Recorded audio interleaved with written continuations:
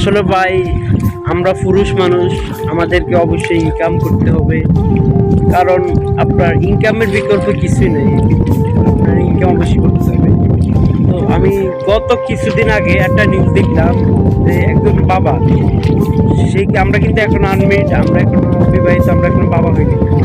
তো একজন বাবা, সে কৃষিকাজ করে, ফার্মার, কৃষিকাজ করে।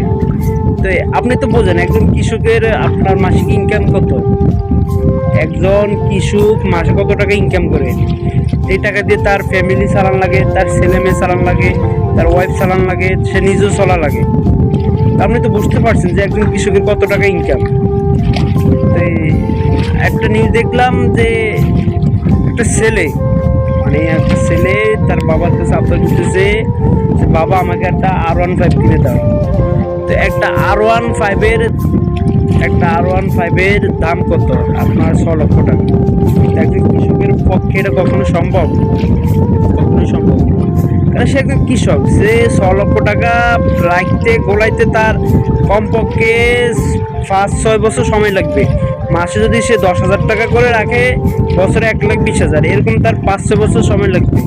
তো এই ছেলেটা, তার বাবার পক্ষে সম্ভব ছিল না, তার বাবা কিনে দিতে পারে না। তো আমরা কখনোই বাবাদের উপর এরকম আপনার চাপ সৃষ্টি করব না, বাবাদের উপর কখনোই চাপ সৃষ্টি করব না। কারণ আমরা একদিন বাবা হব, তখন বুঝবো। তো সে বাবা এটা কিনে দিতে না পারায় সে আপনার ট্রেন স্টেশনে গিয়ে আত্মহত্যা করেছে, ট্রেনের তলে যায় সে আত্মহত্যা করছে। কেন ভাই এরকমটা কেন করবো? আমরা যারা ছেলে আছি, আমরা কেন এরকম করব?